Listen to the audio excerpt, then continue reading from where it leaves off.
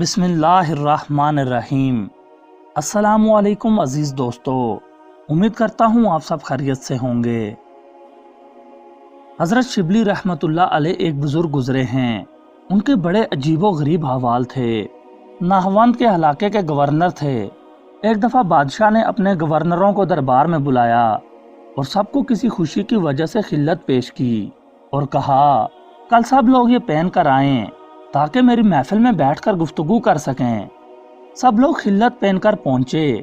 اللہ کی شان کے جب گفتگو کی محفل اپنے عروج پر تھی، ایک گورنر کو چھینک آنے لگی۔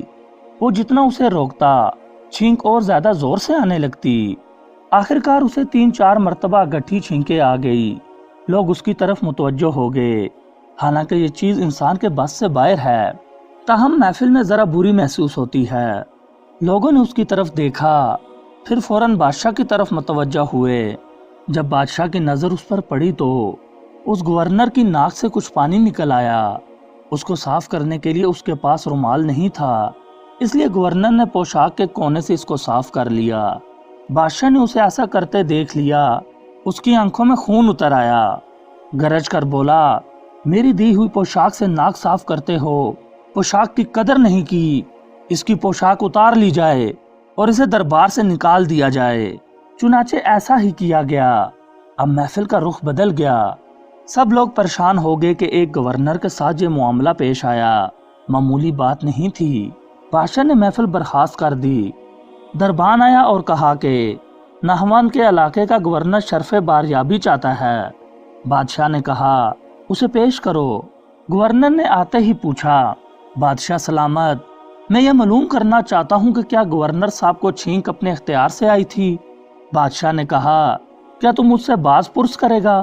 خبردار، آئندہ ایسا سوال نہ کرنا۔ اس نے کہا، بادشاہ سلامت، اگر اس سے یہ غلطی ہو گئی تھی تو کیا یہ سزا ضروری تھی؟ کوئی کم درجے کی سزا بھی تو ہو سکتی تھی۔ بادشاہ نے کہا، خاموش رہو ورنہ تمہیں بھی سزا ہو سکتی ہے۔ گورنر نے کہا، بادشاہ سلامت، آج ایک بات میری سمجھ میں آئی ہے۔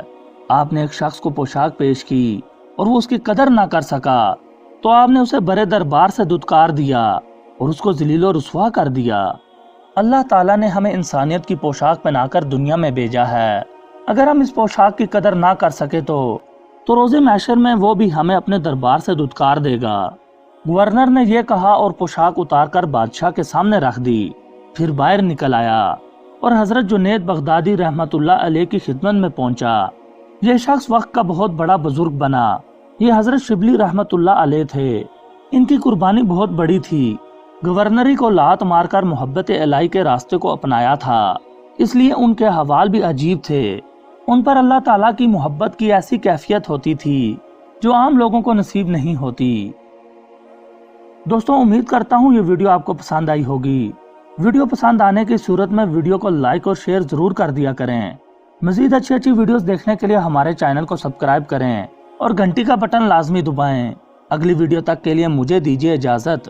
اللہ ہم سب کا حامی و ناصر ہو۔